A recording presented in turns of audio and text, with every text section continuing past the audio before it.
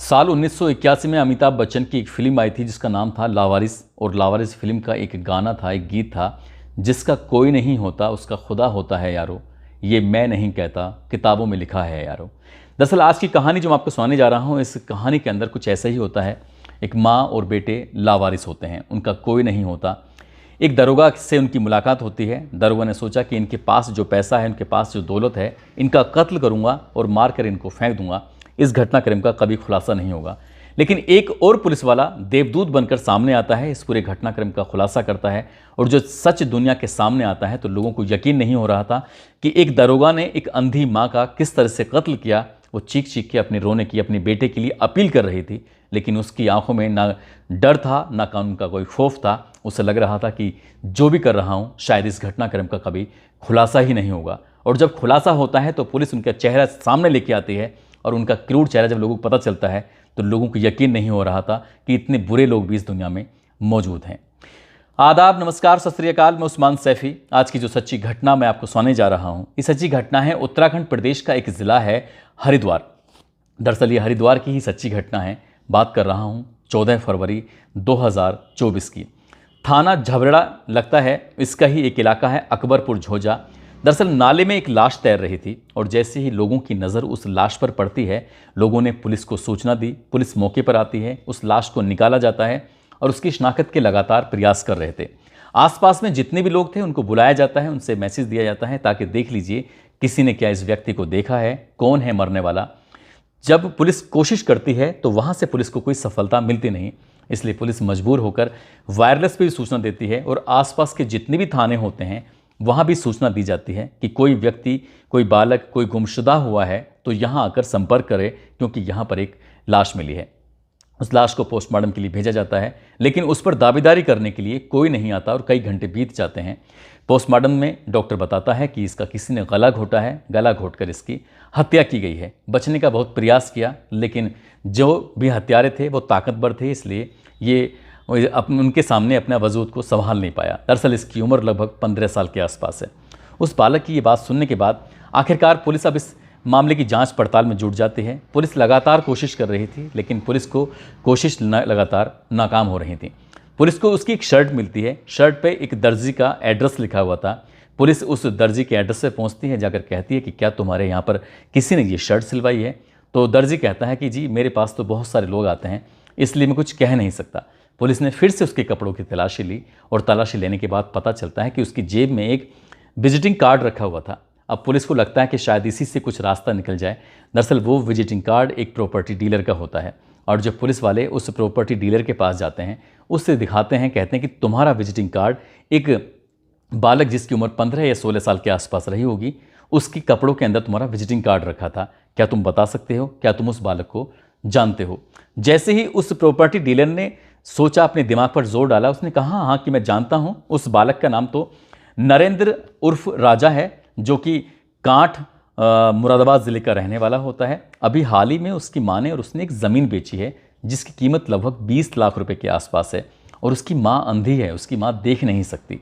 जैसे ही पुलिस ने ये बात सुनी तो पुलिस उसकी माँ की तलाश में जुट जाते हैं।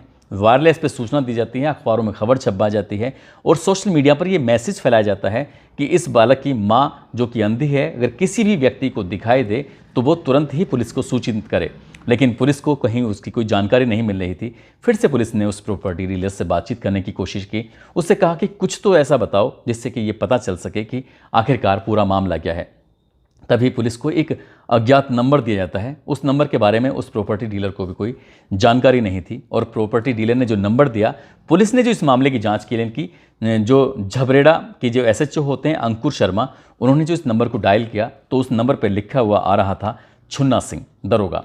छुन्ना सिंह दरोगा का जब मामला आता है, उनके बारे में पुलिस पता निकालने की कोशिश करती है तो पता चलता है कि रोशनाबाद पुलिस लाइन में उस दरोगा की पोस्टिंग होती है। दरअसल वो एएसआई होता है, अभी उसकी प्रमोट हुआ था, उसे हेड कांस्टेबल भी बोलते हैं, हालांकि उसे दरोगा ही था।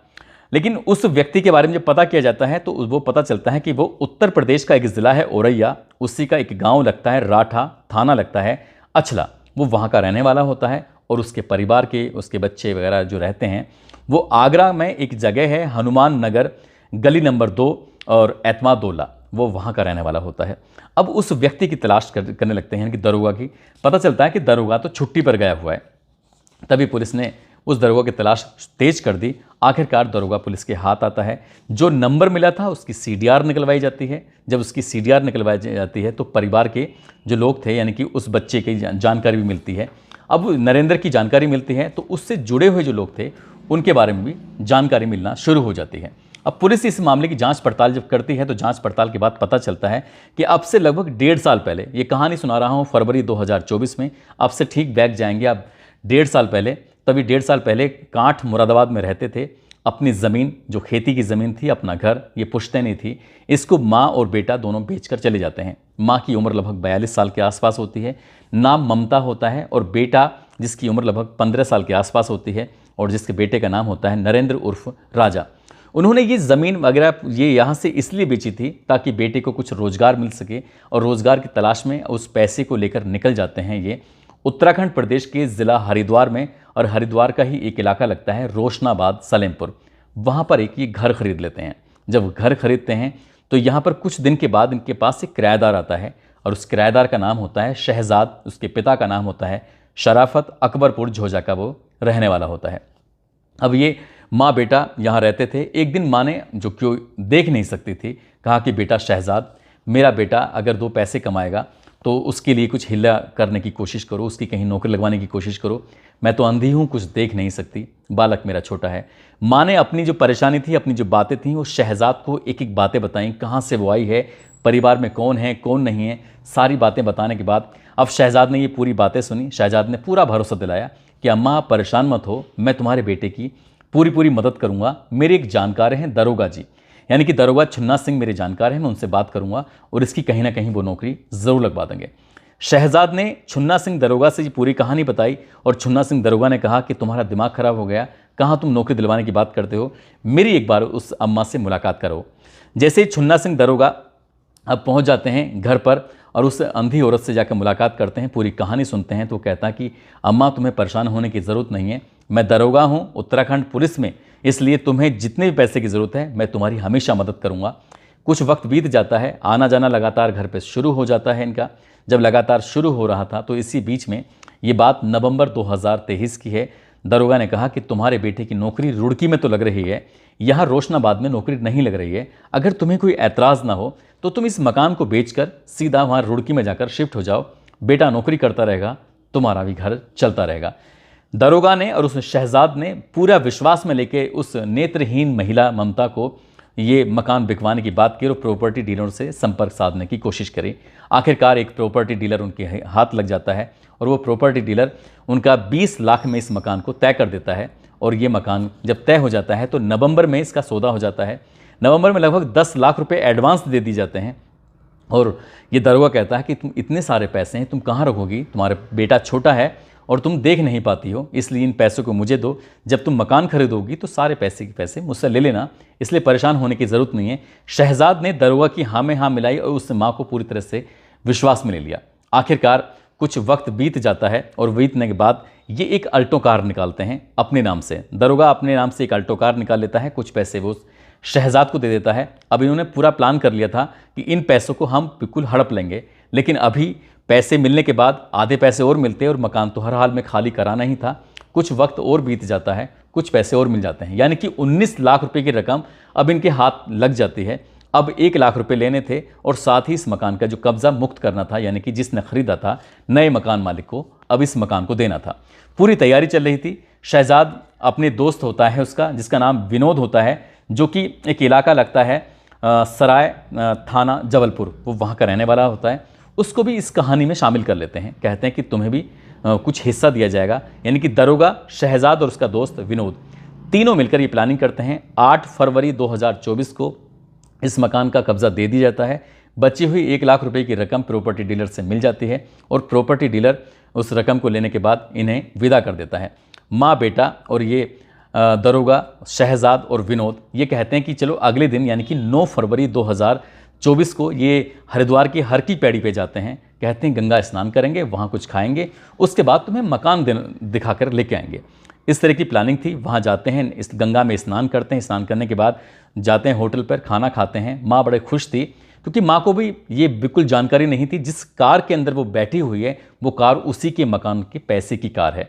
अब यहाँ से ये खाना वाना खाने के बाद झबरेड़ा से कि मंगलोर के लिए एक हाईवे निकल रहा है। उस हाईवे पर लगभग अभी 30 किलोमीटर के आसपास से उन्होंने सफ़र तय किया था। तभी दरोगा इशारा करता है। दरोगा गाड़ी चला रहा था और विनोद और शहजाद दोनों बैठे हुए थे गाड़ी में, पीछे माँ और बेटा भी बैठे हुए थे। मौका पाते ही माँ अंधी थी, इसलिए उसका सबसे पहले गला दबाया जाता है।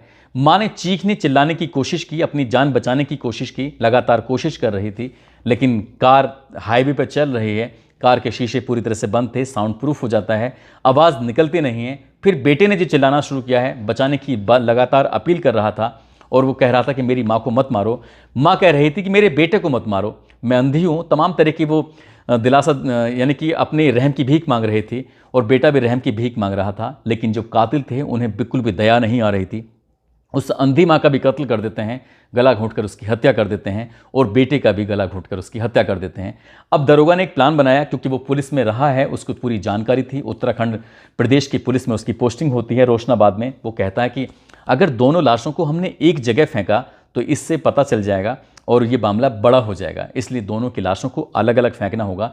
दोनों की लाशों में बताया जाता है लगभग 30 से 40 किलोमीटर का फासला होता है। एक बेटे की लाश को अकबरपुर झोजा जो नाला होता है वहाँ फेंका जाता है और माँ की लाश को गंग नहर में फेंक दिया जाता है। पुलिस जब इन तीनों को पकड़ती है, इन तीनों को पकड़ने के बाद सख्ती से इनके साथ मारपीट करने के बाद, जो पुलिस का एक तरीका होता है और इस घटनाक्रम का खुलासा होता है, खुलासा होने के बाद बेटे की लाश तो मिल ही जाती है, लेकिन माँ की लाश मिलती नहीं है। माँ की लाश को 15 फरवरी, 16 फरवरी, 17 फरवरी लगातार तलाश कर रहे थे। आखिरकार 17 फरवरी, तीसरे दिन, यानी कि एक रेहड़ी एक जगह लगती है, वहाँ पर गंग नहर में लाश मिल जाती है और माँ की भी हत्या जो की गई थी वो गला घोंटकर ही हत्या की गई थी। पुलिस ने इस घटनाक्रम का खुलासा किया। दरोगा जो छुन्ना सिंह होता है, उसका एक साथी शहजाद और उसका एक दोस्त विनोद, इनको गिरफ्तार किया जाता है और गिरफ्तार करने के बाद इनसे पूछा जाता है कि आखिरकार तुमने हत्या क्यों की थी। तब वो कहते हैं कि इनके आगे पीछे कोई नहीं था, ना इनकी कोई पैरवी करने वाला था, इसलिए इस 20 लाख रुपए की रकम को हड़पने के लिए ही इन्होंने इसकी हत्या की थी। पुलिस ने जो उनकी निशानदेही के आधार पर 10 लाख रुपए की रकम भी उनसे बरामद कर ली थी। बाकी की रकम वो खर्च कर चुके थे, क्योंकि एक गाड़ी भी वो खरीद चुके थे और इनका मकसद था कि इस घटनाक्रम का खुलासा नहीं हो सकता है। लेकिन जैसे उस गाने में लिखा है, जिसका कोई नहीं होता उसका खुदा होता है यारो, मैं नहीं कहता, किताबों में लिखा है यारो। जो झबरेड़ा के SHO होते हैं अंकुर शर्मा ने ये साबित कर दिया। जब अंकुर शर्मा को ये पता चलता है कि इसकी माँ अंधी है, तो तभी उसने ये फैसला कर लिया था कि चाहे कुछ भी हो जाए, पूरे इस घटनाक्रम का खुलासा किया जाएगा। और जो इसी ज़िले के SSP होते हैं, उन्होंने एक टीम गठित की, SOG गठित की। उन्होंने कहा कि जब तक इस घटनाक्रम का खुलासा नहीं हो जाता, पुलिस टीम आराम से ना बैठे। और जब एक पुलिस वाले का, एक दरोगा का ही नाम सामने आता है, तो उत्तराखंड प्रदेश की पुलिस को शर्मसार भी होना पड़ता है। लेकिन उत्तराखंड प्रदेश की पुलिस ने ये साबित कर दिया कि अपराधी चाहे पुलिस वाला ही क्यों ना हो, लेकिन वो किसी भी कीमत पर बख्शा नहीं जाएगा। और ठीक वैसा ही होता है, इस घटनाक्रम का खुलासा होता है। जब ये खबर अखबारों के माध्यम से, सोशल मीडिया के माध्यम से पता चलती है, तो लोगों के एक सामने एक चेहरा आता है, क्रूर चेहरा उस दरोगा का। उस दरोगा ने किस तरह से पैसे के लालच में, उस शहजाद ने किस तरह के लालच में, एक विनोद ने किस तरह से उस लालच में आकर माँ और बेटे की हत्या करके इंसानियत को शर्मसार कर दिया।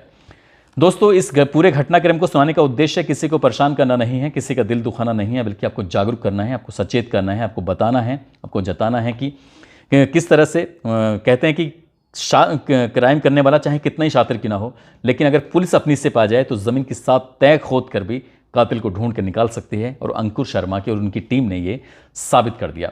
जाते जाते आज खुर्शीद अहमद हैं, जो कि सुल्तानपुर के रहने वाले हैं, अयोध्या के रहने वाले रत्नेश कुमार हैं। आज इनका जन्मदिन है। इनको जन्मदिन की ढेरों सारी शुभकामनाएं, बहुत बहुत मुबारकबाद। साथ ही शहबाजपुर बदायूं को रहने वाले फैज़ान, उनकी बीवी हैं निदा, आज इनका भी शादी की सालगिरह है। इनको शादी की सालगिरह की बहुत बहुत शुभकामनाएं। साथ ही मुकेश कुमार की शादी की सालगिरह है और कैलाश सैनी उनकी पत्नी हैं, प्रेम देवी उर्फ मंजू देवी, आज इनकी भी शादी की सालगिरह है। इन सभी को शादी की सालगिरह की बहुत बहुत शुभकामनाएं, बहुत बहुत मुबारकबाद। साथ ही कुछ लोगों ने नाम लेने की अपील की है, जिसमें राकेश यादव, सुनील कुमार, विक्रम सिंह, मनोज, गजेंद्र सिंह, सनी अरोड़ा, अवधेश कुमार यादव, शोएब सागर, बंटी सिंह, महेश कुमार, गीता देवी। आप सब लोग अपना ख्याल रखें, सुरक्षित रहें। जय हिंद, जय भारत।